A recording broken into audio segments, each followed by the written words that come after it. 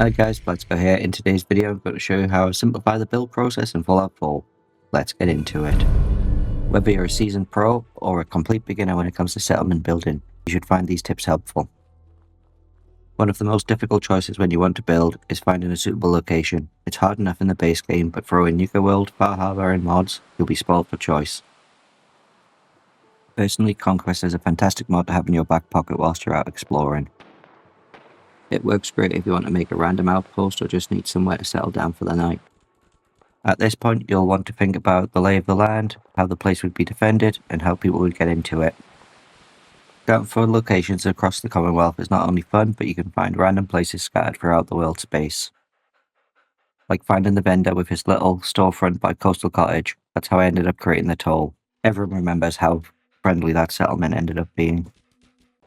Once you've settled on your location, the next thing you want to figure out is what you want to build. I like to do this on the fly and come up with a structure first and decide what purpose it will serve later. Start off by laying out a floor plan, just throw down some foundation pieces and get a general shape for your build.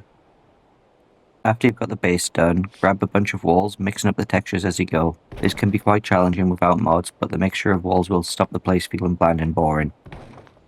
Use different build sets to help create unique structures. Out of all of the official building sets, I find concrete the hardest to work with, not only functionally but also in making it not look terrible. We don't want to have a giant concrete cube in our settlement, no matter how fortified it can look. I'm not saying don't use concrete in your builds, but try and keep in mind, would this be a place you would call home if you lived in the Fallout world? Right now you'll have a lovely cube. You could stop here and just decorate the place, but you don't want that. Grab some boards, railings and other junk to layer up your structure and break up the shape. Outer caps and junk walls can really switch up the whole build. If you're not using mods like Place Everywhere, you can always use the pillar and rug glitches here. Meshing different pieces together or using them in an unusual way is a great way to add a unique feel. Who am I to tell you that you can't use a desk as part of your walls, or making your own fancy windows from door frames and railings. Cover up your build with a mix of roof pieces and the base structure is pretty much done. If you want to get super fancy, why not add a porch or a balcony to it? If you've got the tools to do so, adding a bit of a gentle rotation to supports and railings can add extra visual interest. One thing I hate is having a big structure that is hollow, so next we want to split up the place into smaller rooms. This can be a little problematic at times, so you might need to move the floor pieces out of the way to make your rooms. At this point, you're free to do whatever you want. Make this place a little home away from home, a shop, or even a guard station. Adding various furniture and decorations can really sell the build and make it look like it should have been in the game from the beginning. Depending on what purpose you have in mind, throw down any crafting stations you might want. Spice the place up with bits of clutter you've scavenged on your travels to add that personal touch.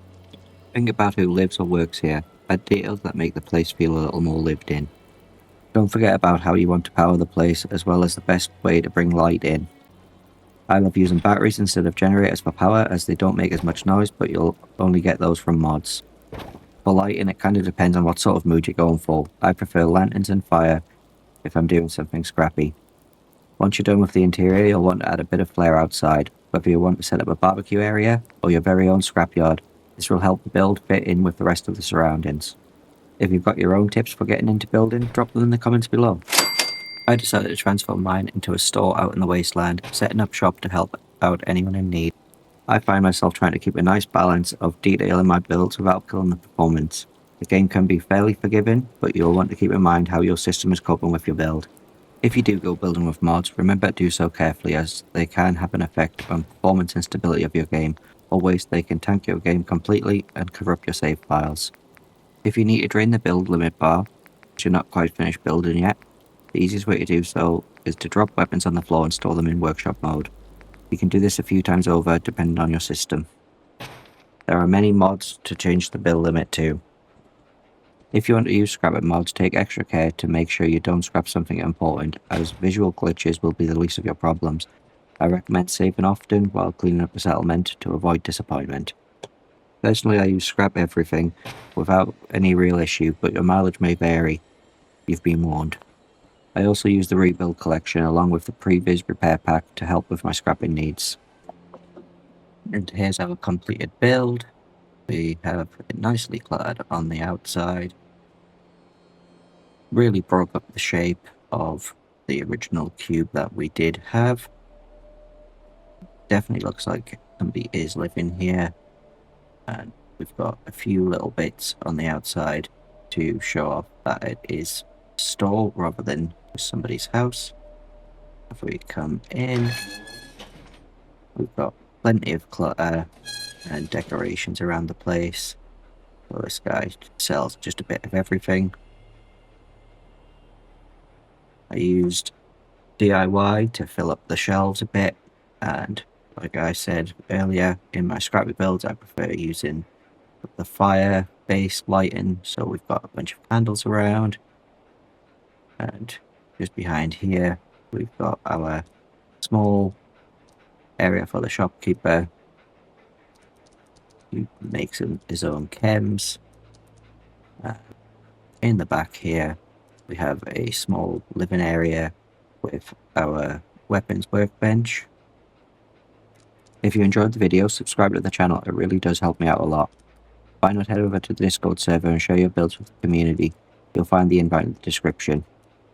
That's going to wrap it up for this video, guys. Thanks for watching, and I'll catch you in the next one.